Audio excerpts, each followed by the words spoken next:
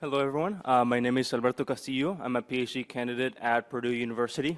Today, I have the pleasure of giving my research talk regarding the comparison of mechanical and durability properties at lab and field cured concretes with fly ash and non-traditional pozzolans.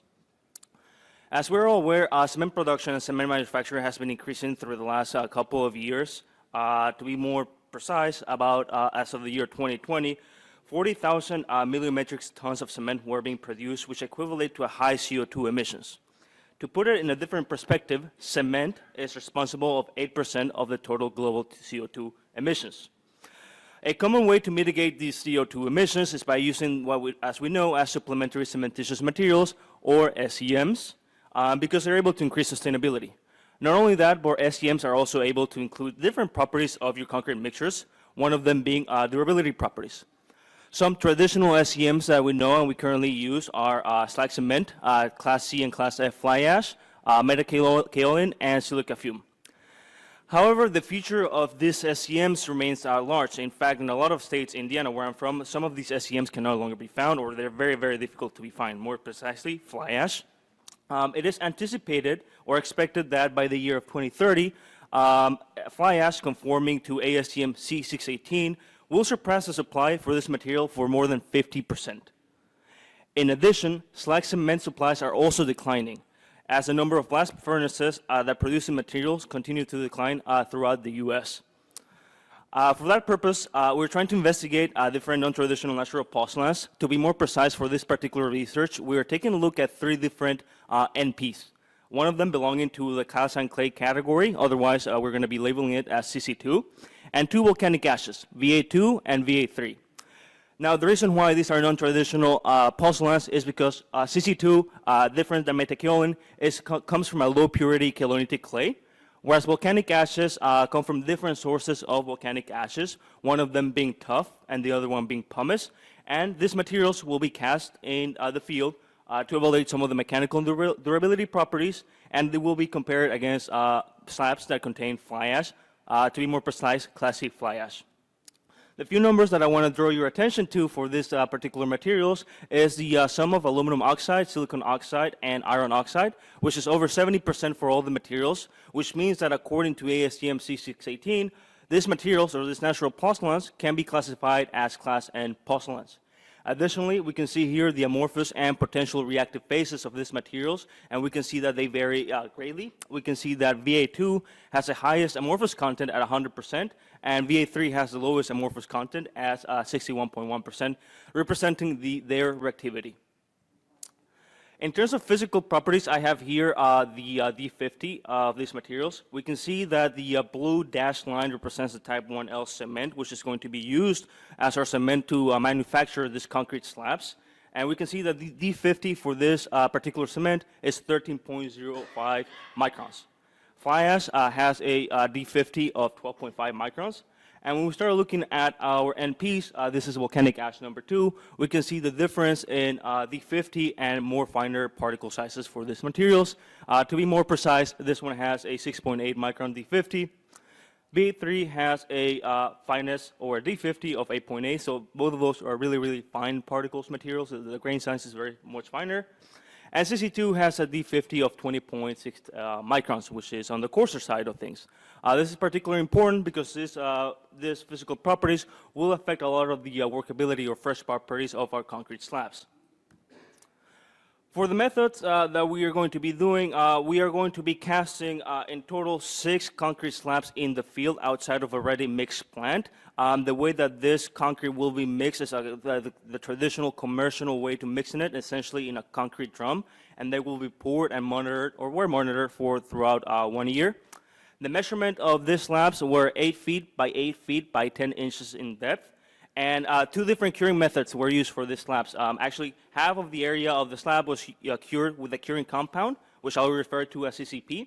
And the other half was cured traditionally with a plastic sheet, which I'll be referring to as NCCP. These are the concrete mix designs that we use for the slabs. And I should mention that these concrete mix designs meet the standard specifications for NDOT 2024 Portland cement concrete pavement. So these mixtures are representative of what is currently being used as pavement applications in the field. We're going to have a reference slab with 564 pounds of cement, and obviously no NNP or SCM substitution. Two different percentages of fly ashes at 20 and 25% substitution by weight of cement, and our three previously mentioned NNPs at 25% replacement. I should mention that the slabs were cast at different intervals at different times. The ones with fly ash and reference mixtures were cast in September, and the ones with NNPs were cast in November. This is because we couldn't cast all of them at the same time outside of the ready-mix plant. So when we start taking a look at some of the results that we obtained for the course, this might affect their performance. The ones cast in November will undergo lower temperatures. This is a schematic drawing of our concrete slabs, and we can see here some of the areas that we're going to be coring and some of the areas that are going to respond to different experiments. So this is the formwork that we use for the slabs, the wooden formwork in the slabs, and these are the images of the slabs after being cast, just after being finished and applied with the curing compound. This is what I was talking about when I was referring to half of them being cured with the curing compound, the other half with a plastic sheet. And this is the image of how it looks like one day after it was hardened. And as you may imagine, this takes a lot of work, and a lot of specimens were cast for this particular purpose. I believe over 200 specimens were cast to test different properties. A lot of beams were cast to determine the flexural strength. This is particularly important for pavement applications. And this is the final outlook of the cylinders that we had to demold that same day in the lab, which is a lot to say the least. Going back to the CAD drawing that we have for this, for the schematics of the field slabs, these are the places that we're going to be extracting cores, and cast or core cylinders, cast in the field, and taken back to the lab to test, will be used to test for compressive strength, formation factor, and rate of water absorption. Additionally, we're going to be used to doing scaling resistance from slabs from specimens extracted from the slab. So for scaling resistance, the surface, the finished surface, is particularly important. So this ensures that the surface was finished by professional workers, meaning that it should be as close as possible to real-life conditions. We also ponded some of the slabs with a 4% calcium chloride solution after 28 days of being cured. So the solution was placed in there for about 150 days, so about 180 days in total. And from this side, we're going to be coring to test for splitting tensile strength, chloride penetration depth. Additionally, as I mentioned, we are going to be casting beams to test for flexural strength. Of course, we cannot get this from the slab, so we just cast them on the molds. So moving on to the first set of results that we have here, this is the compressive strength results for mixtures without curing compound. They were cured, but just not without curing compound. And the first thing that you might notice here is the difference in compressive strength at 90 days with mixtures, with the reference mixture, in comparison to all other mixtures. And we can see that the reference is having a compressive strength slightly higher than our NP mixtures and even of our fly ash mixtures. But when we start comparing the mixtures with 25% fly ash and 20% fly ash, we can see that our NP mixtures are performing either similarly or better than the mixtures containing the NPs, which is really great news for our mixtures with NPs. Similar story can be seen when we are evaluating the compressive strength of our materials with curing compound. In fact, one of the differences now that we can see is that the overall compressive strength of our materials is increased, specifically for fly ash and the materials or the slabs with NPs. In fact, now, as we can see at 90 days, the compressive strength of the reference is much closer to our mixtures with NPs. VA2, which is our best performing material, has a similar compressive strength that our reference mixture at 25% replacement, and VA3 and CC2 cylinders also have a comparable result to our reference mixture. And when we compare it to our fly ash mixtures, we can see that two of these materials outperform mixtures with fly ash, and CC2 mixtures are very comparable to those with fly ashes. This is kind of a graph that I wanted to quickly go over, which is the internal temperature of the slab, which was measured with a thermocouple inside of the slabs. And this will affect, of course, the results of compressive strength from cores extracted on that particular day. That is because if you pay attention for the slabs that were cast in September, when we tested a 7-day compressive strength, the temperatures between 0 and 7 days oscillated between 90 to 70 Fahrenheit, which will mean that the hydration would go somewhat faster or will be not completed, but some of the bulk of it will be there. But when we take a look at the mixtures that were cast for the CC2, the temperatures were much, much slower, which means that they might have a lower compressive strength than the slabs cast in September. And this is exactly what we saw when we're taking a look at the compressive strength of the core cylinders, normalized by the compressive strength of the cylinders in the lab. We can see the graph on the left is from all the slabs cast in September. And we can see that all of this met the 85% threshold that is recommended by ASTM C42 to extract cores to test for compressive strength. However, for mixtures that were cast in November, we can see that rarely this threshold was being met, meaning that we should pay special attention when these mixtures are being cast over winter time or when it comes close to winter. And this is also true for any other concrete mixture. Sorry, I don't know how I jumped all the way there. Moving on, we can see the compressive strength, the flexural strength results of beams of 6 by 6 by 21 beams, where we can see that the reference mixtures on the top perform, the NPs perform similarly to the reference mixtures. And what is quite important for pavement applications is opening to traffic, right? So actually, according to NDOT 2024 specifications, there are two thresholds that our mixtures need to be met in order to open to traffic. One of them for concrete patches, which is 425 psi. And we can see that this was met for all mixtures, specifically those with NPs at 40 days, meaning that these NPs could be used for concrete patches. However, there's also another threshold of 570 psi at 7 days, and we can see that our mixtures with NPs, which are the ones with the bottom, only VA3 met this particular threshold, meaning that it would be okay to open the traffic with this particular material.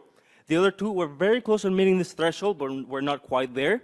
The recommendation is, if you're really concerned about opening to traffic, you can probably lower the air content of these mixtures by about 1%, and you should be able to obtain the minimum of 570 psi at 7 days for flexural strength, since they were very close to this minimum threshold. We also have the split and tensile strength of these materials with both curing methods. And the main thing that we can see here is that our mixtures with NPs outperform all of the other mixtures, the one with reference and the one with fly ashes. And when curing compound was being used, we can see the improvement at 180 days.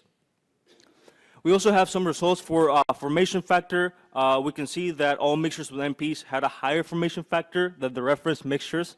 However, the mixtures with fly ash were slightly higher than our NP mixtures, but overall, the mixtures with CC2 obtained the highest formation factor at 91 days.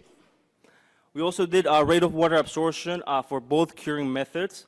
So the initial absorption rate, which is the graph on my left, typically relates to the gel and capillary porosity because these measurements are taken within the first the first 6 hours.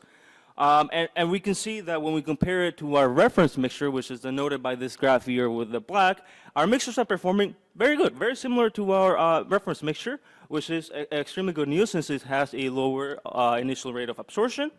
And when we compare it to fly ash mixtures at 25% replacement, which again has the same replacement percentages as our NP mixtures, most of our NP mixtures are performing better or comparable. At 20%, same story is seen as we were seeing for the reference mixtures, where they're very comparable to one another.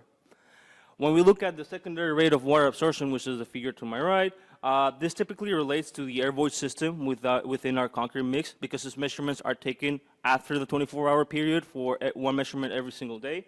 And we can see that our materials are performing either similarly or better than the reference mixture, and very much comparable to our mixtures with fly ash at both replacement percentages. And we also have chloride penetration depth results at 150 days.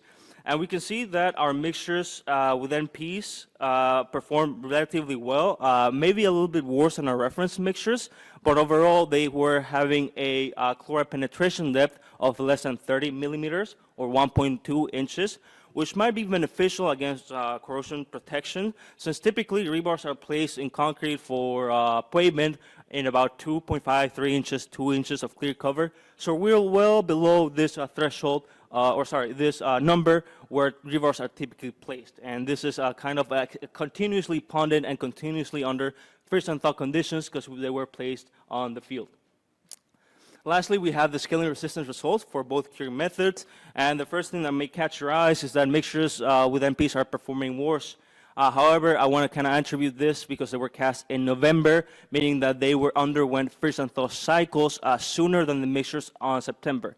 However, even though they have a worse performance than our reference mixtures and fly ash mixtures, we can see that the total mass loss was less than 0.8 kilograms per meter cubed, which is okay in accordance to MTO limits when it comes to scaling resistance concrete. So to conclude, I just want to say a few conclusions. I know I went through a lot of information, but these are the main getaways from this research, is that compressive strength values are comparable to the reference mixtures at later ages. Placement of temperature, particularly important for mixtures that use NPs and overall all other mixtures. Flexural strength, we're able to meet almost all of them for concrete patches opening at 4 days.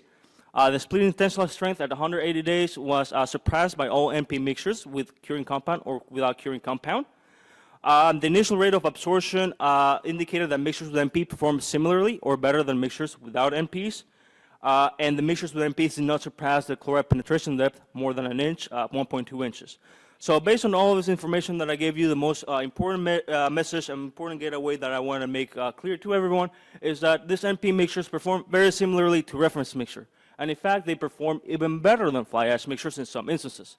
So if we're currently using fly ash mixtures in the field, might as well also try materials or mixtures with non-traditional pozzolans, since they are performing as equally or better than mixtures without fly ash.